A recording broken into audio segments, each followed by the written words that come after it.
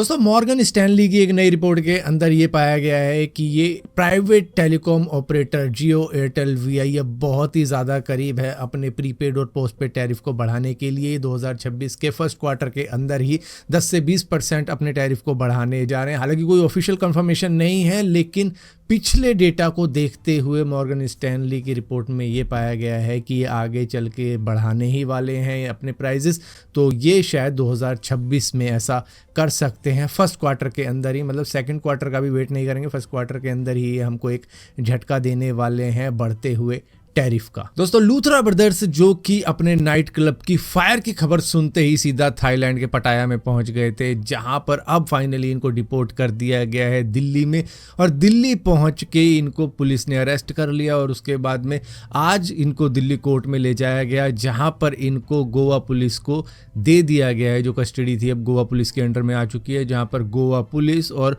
Goa court में ही अब investigation चलेगी कि क्या कैसे क्यों हुआ था ये, और जो भी इन्होंने किया है, मतलब इनके ऊपर कल्पेबल होमोसाइड का केस लगा है, नेग्लिजेंस का केस लगा है, फायर सेफ्टी नॉर्म्स को फॉलो ना करने का केस लगा है, और भी जितने मर्जी चार्जेस हैं ना वो सब इन पे लगेंगे, क्योंकि 25 लोगों की जान गई है, कोई छोटा मोटा केस नहीं है। इतनी बड़ी लापरवाही कैसे हो सकती है, इलीगली जो भी चीज़ें गई हैं उनके ऊपर भी केस होगा। तो यहाँ पर अब फाइनली अब इनके ऊपर केस चलेगा ऑफिशियली। दोस्तों दिल्ली के अंदर जो एयर पोल्यूशन है वो काफ़ी हद तक बढ़ चुका है कि मतलब उसका AQI 400 प्लस चल रहा है। इस तरीके की जहरीली हवाएं हमारे आसपास में हैं जहां पर हम सांसें ले रहे हैं। यहाँ पर चाइना ने भी अब हेल्प करने की कोशिश करी है इंडिया को कि भाई आप बीजिंग के मॉडल को भी अपना सकते हो। उन्होंने भी काफ़ी ज़्यादा इंप्रूवमेंट की है, जहाँ पर AQI अब 60-70 चलता है, वहीं पर दिल्ली का चलता है 400 प्लस में। तो उन्होंने सलाह दी है कि सख्त इमिशन स्टैंडर्ड लागू करने चाहिए, पुरानी गाड़ियों को हटाना चाहिए, उन पे रिस्ट्रिक्शन लगनी चाहिए, पब्लिक ट्रांसपोर्ट को और ज़्यादा बढ़ाना चाहिए, खासतौर पे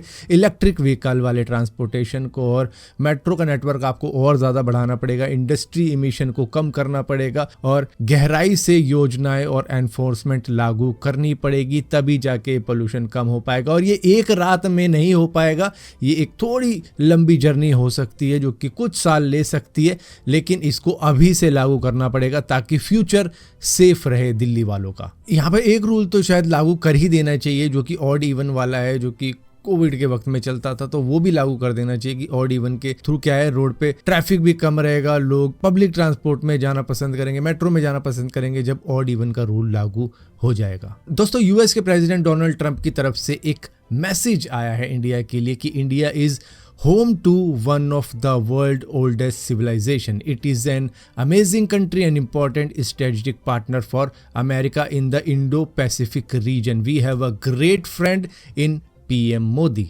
तो यहाँ पर ये मैसेज तो आया, लेकिन उससे एक दिन पहले इन्होंने पैक्स सिल का इनिशिएटिव के अंदर इंडिया को कंसीडर ही नहीं किया। मतलब एक दिन क्या, कुछ दिनों पहले ही कंसीडर नहीं किया होगा, तभी तो अब जाके खबर आती है कि भैया पैक्स सिल्का के अंदर इंडिया है ही नहीं, बाकी की जो भी इनकी खास कंट्रियां हैं उनको इन्होंने उसके अंदर इंक्लूड कर दिया, जहां पर फ्यूचरिस्टिक सोच रखी गई है, जो सेमीकंडक्टर की हो, AI की हो या फ्यूचर टेक्नोलॉजी की हो, उन कंट्रीज़ को रखा है, लेकिन इंडिया को साइडलाइन कर दिया गया है। इससे फ्रेंडशिप का पता लगता है कि इंडिया कितना गहरा दोस्त है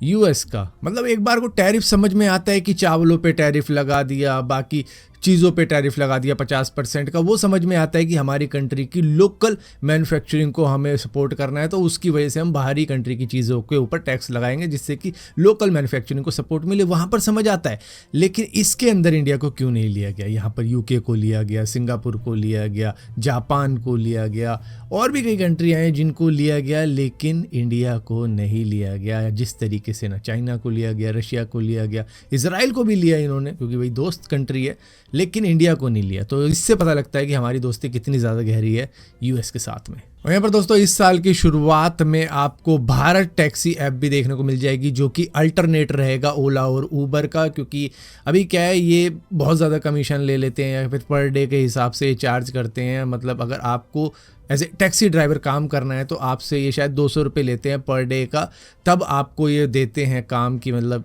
आपको ऑफ़र आने लगते हैं कि यहाँ चलना है वहाँ चलना है, तो उसको एक्सेप्ट रिजेक्ट करना ड्राइवर के हाथ में रहता है। तो ये 200 रुपये लेने के बाद में पर डे के हिसाब से काम देते हैं। तो वही चीज़ को कट करने के लिए अब भारत टैक्सी ऐप आने जा रही है, जो कि कह रहे हैं कि जो फेयर का 80% होगा वो ड्राइवर्स को ही दिया जाएगा, और ये कार, बाइक और ऑटो के ऊपर ये एप्लीकेशन का यूज़ किया जा सकता है। ये गवर्नमेंट सपोर्टेड टैक्सी प्लेटफॉर्म होगा इंडिया के लिए, जहाँ पर पूरी कंट्री के अंदर इसको चलाया जा सकता है। ऐसा नहीं कि कोई स्टेट के अंदर जैसे हो जाते हैं ना कि ओला उबर नहीं चलाएंगे, यहाँ पे गोवा के अंदर ऐसा होता है, तो वहाँ पर ऐसा भी नहीं हो पाएगा क्योंकि गवर्नमेंट सपोर्टेड एप्लीकेशन रहने वाली है। दोस्तों, अब तक डिजिटल अरेस्ट के बारे में हमने इतना जान लिया है कि मतलब बहुत सी स्टोरी समझ ली है कि किसी के साथ में ऐसा हो गया, किसी के साथ में वैसा हो गया, किसी के 10 लाख रुपए चले गए, किसी के 20 लाख रुपए चले गए, लेकिन इतना बुरा किसी के साथ नहीं हुआ जितना बेंगलुरु के एक टैकी के साथ हमें हुआ है, जो कि सॉफ्टवेयर प्रोफेशनल था। इतना पढ़ा लिखा होने के बावजूद भी वो इस डिजिटल अरेस्ट के स्कैम में फंस गए।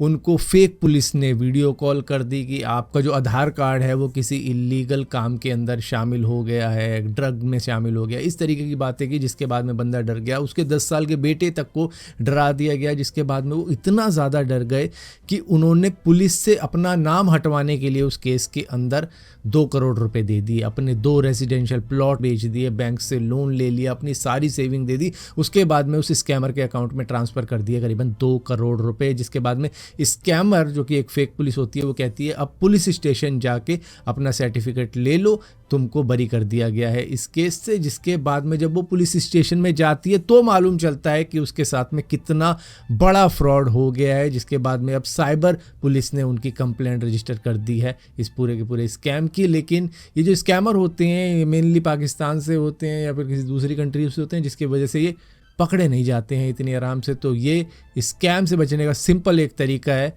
कि असली पुलिस से कॉन्टैक्ट कर लो जब कोई इस तरीके से आपका नाम उछाल रहा है, या फिर कॉल कट कर दो। सबसे बेस्ट है कॉल कट कर दो, जो होगा देखा जाएगा। बोल देना कि भाई आज अरेस्ट कर ले, आके देख लें तेरे को भी। दोस्तों, चैट जीपीटी ने गूगल के नैनो बनाना और इसी के साथ साथ ग्रुप के इमेज और मेटा के इमेज सेक्शन, जहां पर इमेज बहुत ही जल्दी जनरेट हो जाती है, तो उसी टाइप का एक सेक्शन निकाल दिया है चैट जीपीटी इमेज, जिसके अंदर 1.5 मॉडल का ये यूज़ कर रहे हैं, जिसमें आप तेज़ी से इमेज बना सकते हो। ये 4 टाइम फास्टर इमेज जनरेट करके आपको देगा। मतलब कि कई सारे होते हैं ना लोग की प्रॉम्प्ट चैट जीपीटी से बनवा लिया, इमेज कहीं और से जनरेट करवाने, क्योंकि चैट जीपीटी इमेज बनाने में काफ़ी ज़्यादा टाइम लेता है, जिसकी वजह से दूसरे एआई का यूज़ ना करे कोई, उसकी वजह से इन्होंने इमेज का ही सेक्शन दे दिया है जो कि 4x फास्टर रहने वाला है।